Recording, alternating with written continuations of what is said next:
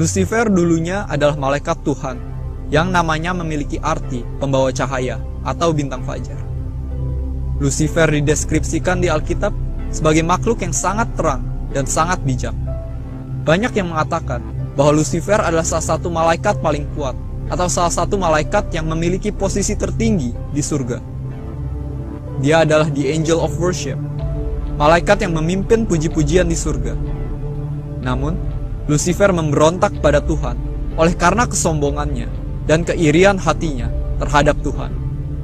Dia ingin menjadi seperti Tuhan dan ingin menggeser Tuhan dari tahtanya. Akhirnya, Tuhan melempar Lucifer bersama dengan malaikat-malaikat lain yang mengikutnya keluar dari surga. Lucifer akhirnya lebih sering dikenal sebagai Satan yang memiliki arti musuh. Deskripsi paling jelas tentang Lucifer dapat kita temukan di Yesaya 14 ayat 12-17. Engkau sudah jatuh dari langit, hai bintang timur, putra fajar. Engkau sudah dipecahkan dan jatuh ke bumi, hai yang mengalahkan bangsa-bangsa. Engkau yang tadinya berkata dalam hatimu, aku hendak naik ke langit, aku hendak mendirikan tahtaku mengatasi bintang-bintang Allah, dan aku hendak duduk di atas bukit pertemuan, jauh di sebelah utara. Aku hendak naik mengatasi ketinggian awan-awan, hendak menyamai yang maha tinggi. Sebaliknya, ke dalam dunia orang mati engkau diturunkan, ke tempat yang paling dalam di liang kubur. Orang-orang yang melihat engkau akan memperhatikan dan mengamat-amati engkau. Katanya, inikah dia yang telah membuat bumi gemetar dan yang telah membuat kerajaan-kerajaan bergoncang, yang telah membuat dunia seperti padang gurun dan menghancurkan kota-kotanya, yang tidak melepaskan orang-orangnya yang terkurung pulang ke rumah.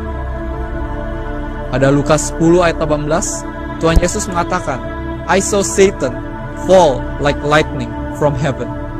1 Petrus 5 ayat 8 mengatakan, sadarlah dan berjaga-jagalah, lawanmu, si iblis, berjalan keliling sama seperti singa yang mengaum-aum dan mencari orang yang dapat ditelan. Saat ini, Lucifer tidak berada di neraka, tetapi dia berada di bumi. Neraka adalah tempat penghukuman baginya, di mana dia akan dilemparkan ke dalamnya pada hari akhir.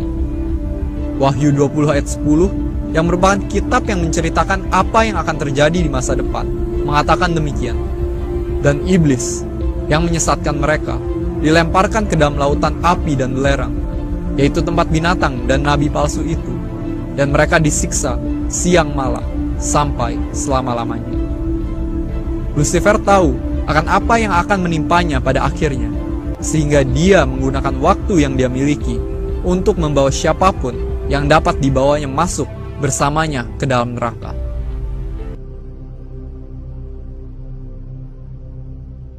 Sekalipun para malaikat telah menjauhi irian, Tuhan masih menaruh kasih sayang kepada manusia irian. Ia adalah manusia pilihan yang dibentuk pada hari yang khusus dan tenang. Justru manusia inilah yang akan menjaga rumahku, tanah Papua. Maka untuk sementara, Tuhan buatkan pagar di sejumlah bukit yang mengelilingi wilayah Mapia. Ia menempatkan kerup yang bernyala-nyala dan menyambar-nyambar agar tak satupun iblis masuk ke wilayah Mapia dan mengganggu Irian dan istrinya, Emobeku Pane. Seekor kuskus jinak naik di atas badan Irian dan dinamai Paikeda atau Kerub. Pagar sementara ini Tuhan namai Keda Kabu, nama yang diambil dari nama Paikeda atau Kerub. Kedua pasangan ini menurunkan manusia-manusia ternama di Papua. Anak pertama dinamai Amume, berturut-turut moyangnya dari Unghunduni, Migani, Wolani, dan Me. Keluarga-keluarga ini sebagian besar berkebun ke arah matahari terbit. Sang Pupu Papa menunjuk para malaikatnya menjadi pelindung masing-masing keluarga dan mengangkat mereka dari Egaidimi dan menempatkan mereka di wilayahnya masing-masing, seperti yang ada sekarang. Manusia Me mendapat seorang perempuan dari tulang rusuknya, Tidegeko, dan menurunkan generasi yang menguasai wilayah Meuwo. Memasuki zaman simbiotik atau zaman-zaman saling bergantungan, manusia-manusia Mewo mulai membuat rumah dan hidup mulai menetap. Tuhan Allah pun memberikan nama kepada manusia-manusia pertama itu sesuai perbuatan mereka.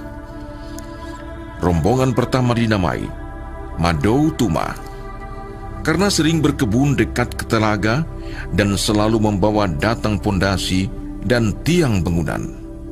Rombongan kedua dinamai Baho Tuma, karena selalu menutupi dinding dan atap bangunan. Rombongan ketiga dinamai Maneta Tuma, karena selalu membagi makanan secara adil bagi seluruh keluarga. Di dalam Madou Tuma muncul marga-marga Makimuto seperti Tota Degei, Tota Kotouki, Tota Tebai, dan Tota Madai. Marga-marga ini menguasai Degei Dimi hingga ke wilayah Kunupi Topo. Di dalam Baho Tuma muncul marga-marga Makimuto seperti Butu, Wahu, Makai, Mekei, Tota Tekege, Dogomu, Kegihe, dan lain-lain. Marga-marga ini menguasai wilayah Mapia dan Mapia Selatan. Sedangkan di dalam Maneta Tuma muncul marga-marga Makimuto, yaitu marga Tota Boma, Kedei Koto, Wakei, dan Petege. Marga-marga ini diberikan sesuai tindakan mereka saat menebang pohon untuk membuat perahu Allah. Keluarga-keluarga ini hidup aman dan damai dalam ajaran dasar menjadi cikal bakal lahirnya peperangan antara keluarga, marga, dan suku. Keretakan dan perpecahan tidak hanya terjadi di kalangan Mewo, tetapi terjadi di seluruh belahan bumi. Murka Tuhan tak tertahankan. Tuhan ingin selamatkan manusia dari godaan iblis. Tuhan pun hadir lewat keluarga-keluarga yang sederhana dan menerima Tuhan Allah dengan sepenuh hati.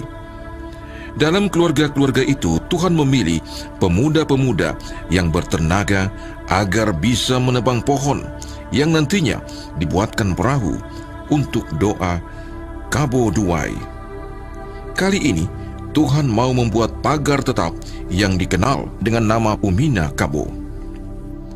Kepada orang-orang ini, Tuhan berikan batu lonjong, Maumi, untuk menebang pohon. Lalu mereka bertanya kepada Tuhan Allah, "Pupu Papa, ma piha kouko ini kobi?" Artinya, "Tuhan, pohon apa yang kami harus tebang?" Lalu Tuhan memandang seluruh pohon, dan Tuhan melihat ada beberapa pohon yang sangat kuat dan bisa Engkau yang setiap hari rajin membantu carikan pohon kehidupan, carikan rotan kogeipe, dan membantu ikatkan keluarga-keluarga dalam perahu. Kunamai kuaho. Engkau yang membuat perahu bersama para malaikat, guna muncul garis Wales dan juga garis Weber. Kuri ditempatkan di wilayah pesisir utara dan Kapauri dipindahkan ke wilayah Kaimana. Akibat Kapauri tancapkan tongkat Allah, maka kemudian hari muncul garis Lineker yang memisahkan binatang antara Papua dan Maluku. Kue mendapatkan tongkat Allah dan tancapkan secara bertahap di wilayah selatan tanah Papua hingga Australia dan Selandia Baru. Sedangkan Kapauwe mendapat beberapa tongkat Allah dan secara bertahap ia tancapkan di wilayah timur. Nama Pupu Papa itu pun hilang. Tidak tahu di mana. Manusia zaman sekarang pun juga tidak akan pernah tahu silsilah Irak, Iran, dan Irian. Manusia hidup dalam kebimbangan, ketidakjelasan, dan kehancuran. Manusia sudah tidak mengenal Tuhan. Setiap hari sibuk menyembah dewa-dewi. Bahkan banyak yang tertipu oleh iblis. Sejarah penciptaan pun bermacam-macam dan bervariasi. Tuhan pun turun ke bumi dan hadir dalam bentuk cahaya. Namun moyang suku-suku bangsa bingung dan bahkan ada yang lari ketakutan. Kepada keluarga di Egaidimi, Tuhan tunjukkan pena, tetapi mereka bingung dan bahkan bersembunyi. Dan Tuhan Allah pergi ke negeri yang sangat jauh. Di sana ada seorang tokoh yang menerima Tuhan Allah dengan sepenuh hati, dan tokoh tersebut bernama Adam. Lewat tokoh inilah ganti dengan manusia normal. Jangan sampai Tuhan Allah masih melihat sikap dan tindakan umat manusia dewasa ini meniru sikap hidup binatang buas. Setiap hari hanya sibuk mempertahankan wilayah kekuasaan, membunuh mereka yang lemah, baik secara halus maupun secara terang-terangan. Mulai detik ini, mari kita berdoa agar Tuhan mau tersenyum melihat kehidupan umat manusia yang begitu harmonis dan humanis, mau memberikan kebebasan kepada setiap bangsa yang terasa dijajah, tertindas dan teraniaya. Dengan demikian, agar umur kala Holosen ini diperlama hingga berabad-abad lamanya. Umur kala ini sejatinya akan ditentukan oleh bangsa-bangsa yang hidup di atas daratan Laurasia, Bali, Jawa, Sumatera, Malaysia, Sri Lanka, India, hingga benua Eropa. Saya ulangi, umur geologi bumi ini akan ditentukan oleh bangsa-bangsa yang hidup di atas daratan yang pernah menyatu dengan Laurasia. Bukan berarti mulai hari ini Anda pegang senjata, basmi kera, kobra, singa, dan harimau, tetapi paling tidak sikap dan tindakan manusia minimal jangan lagi meniru-niru cara hidup binatang-binatang buas itu. Anda yang ditempatkan di atas daratan Gondwana dan wilayah sebelah timur dari garis Wallace, bukan berarti Anda sombong dan seenaknya atas kefokusan yang Tuhan Allah berikan kepada Anda. Mulai hari ini, stop tiru-tiru cara hidup babi, lupa kandang, lupa asal muasal, lupa tugas dan tanggung jawab, lupa anak istri, lupa Oda Owada.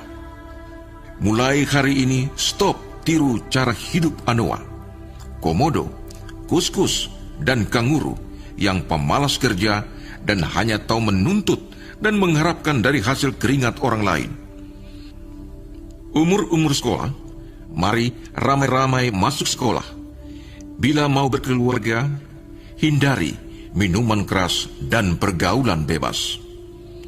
Sekarang saatnya untuk mulai belajar merendahkan diri. Tide dimi, eko waidimi. Kerja dan kerja serta berkompanye akan pentingnya perdamaian dan persamaan hak asasi umat manusia. Lambang hidup bangsa Melanesia bukan binatang buas, bukan pula bulan dan bintang, siang dan malam, baik dan buruk, indah dan jelek, benar dan salah, wajar atau tidak. Tetapi lambang kehidupan bangsa-bangsa Melanesia adalah binatang-binatang kecil yang merdu, binatang kecil yang melambangkan kesederhanaan dan berperi kemanusiaan. Baju bangsa Melanesia yang sesungguhnya adalah baju yang pernah dipakai oleh tokoh Manar Makeri atau tokoh Koheidaba. Sederhana dan tidak mewah, tetapi melayani dan melayani.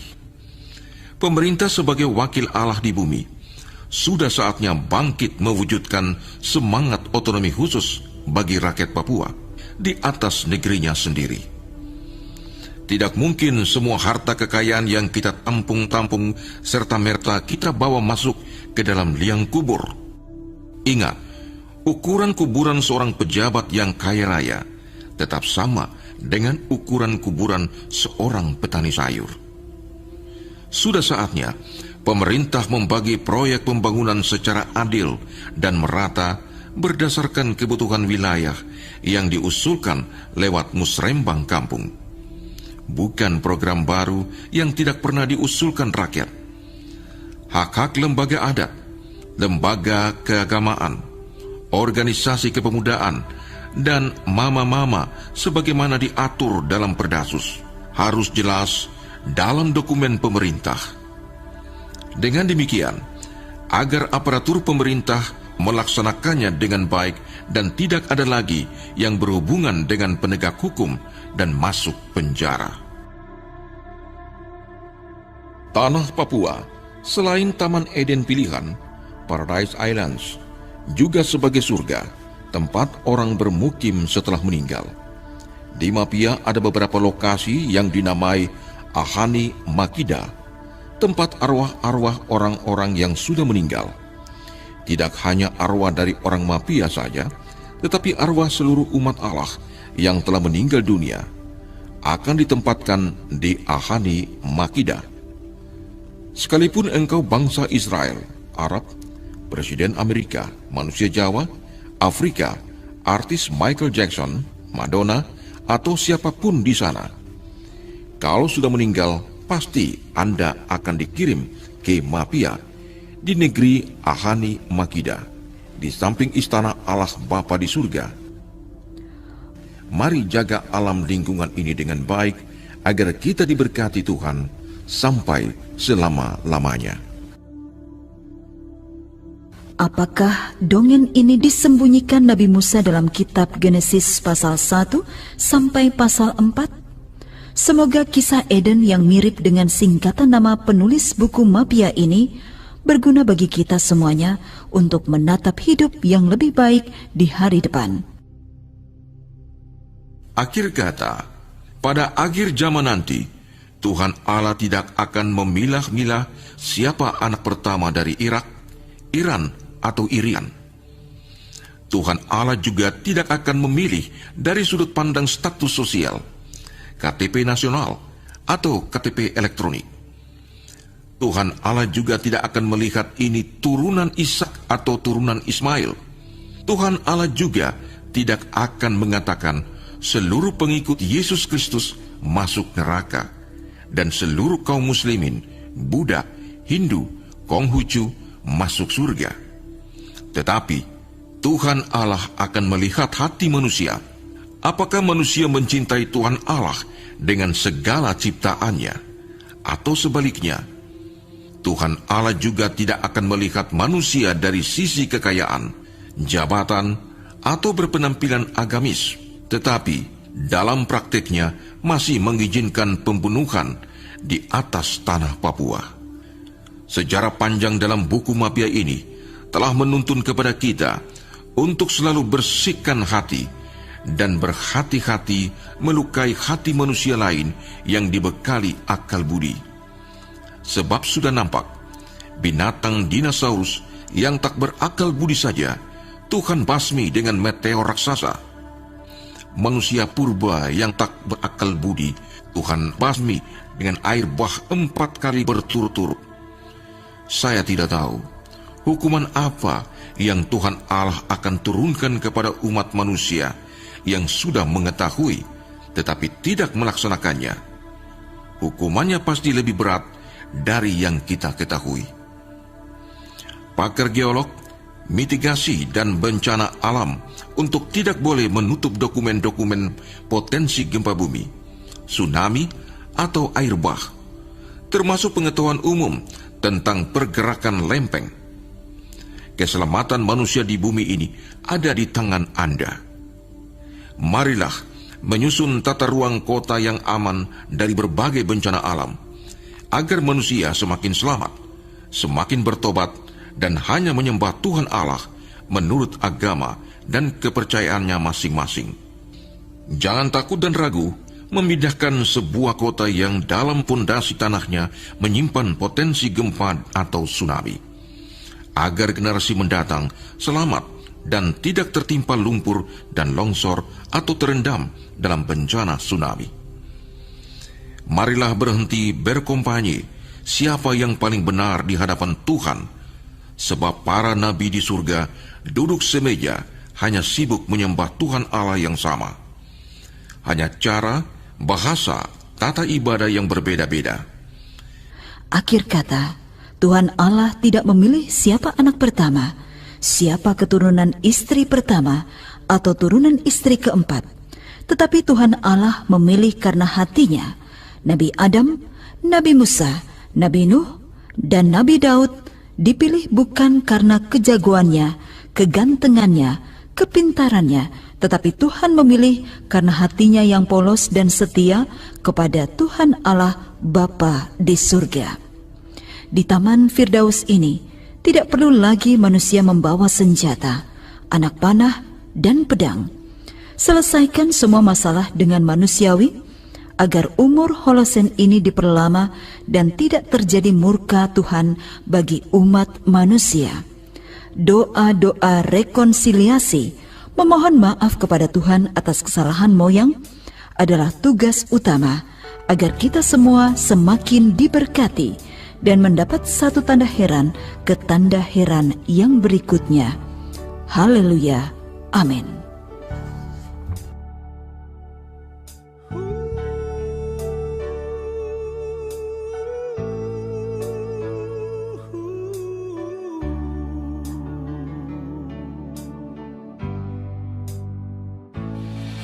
Tanah Papua, tanah yang diberkati,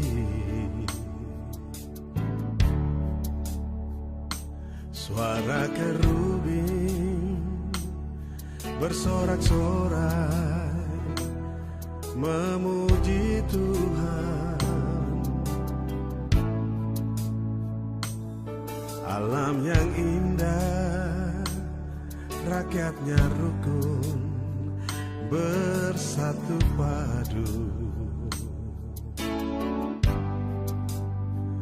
Tuhan, Engkau saja pemimpin bangsa Papua.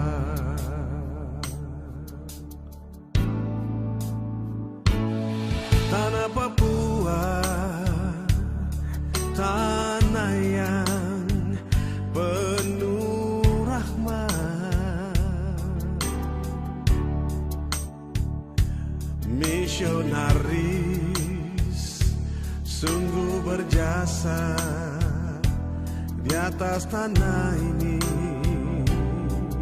Oh, korbankan segalanya, sebarkan Injil sampai pelosok. Tuhan, Engkau saja pemimpin bangsa Papua.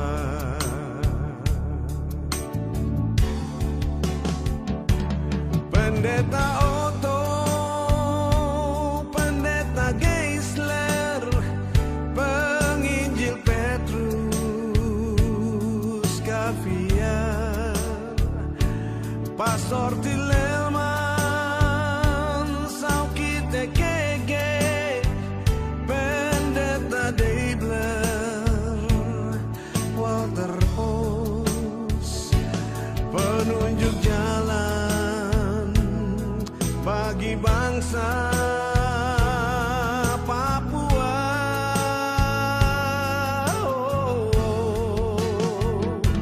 Mari jadikan tanah Papua, oh tanah yang penuh damai. Oh Tuhan Yesus, jangan tinggalkan kami.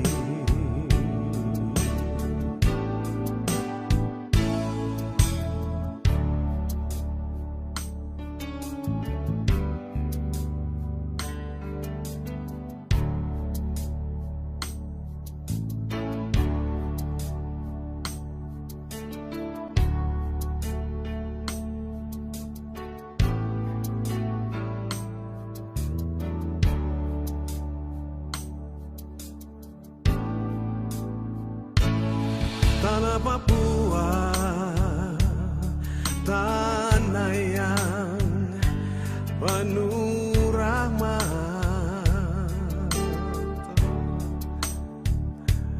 misionaris sungguh berjasa di atas tanah ini. Oh, korbankan segalanya, sampai pelosok. Tuhan, Engkau saja pemimpin bangsa Papua. Oh,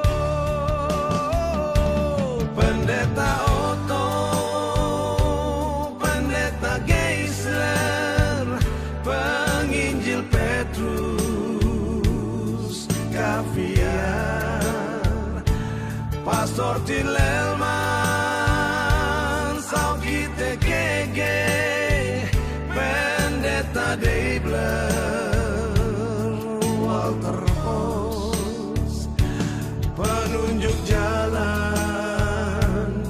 bagi bangsa Papua.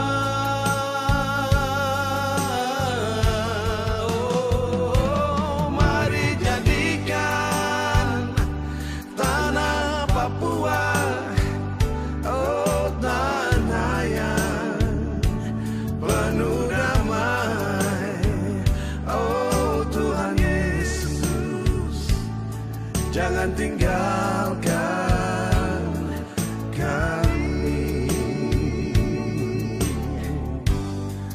Oh, Tuhan Yesus, jangan tinggalkan kami. Oh, Tuhan Yesus, jangan tinggalkan kami.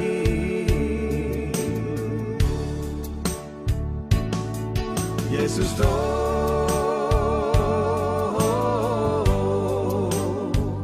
mai per me.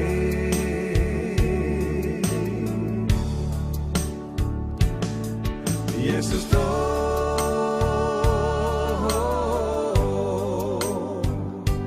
dimmi per me.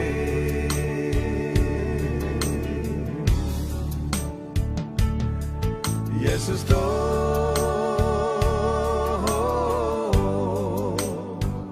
mai per me.